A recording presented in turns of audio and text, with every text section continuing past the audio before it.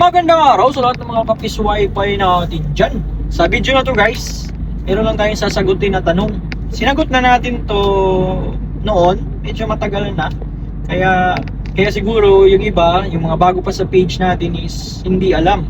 Kaya dumarami na naman tong tanong na to. Okay, ang tanong po is kung nagko-config or pwede ba daw silang magpa-config ng kanilang Microtech sa atin. Well, unfortunately guys, hindi po tayo nagko-config, no? Sa kadahilanan na wala tayong mabibigay na support after configuration. Marami naman po tayong mga ka-community na nagko-config na ng Microtech. Magtanong lang po kayo sa mga Facebook pages.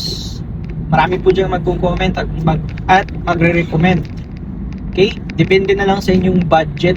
Ang may tutulong ko na lang siguro dun sa mga nag-uumpisa pa lang at saka yung talagang willing matuto ng Microtech is gagawa na lang ako guys ng mga mini Microtech courses.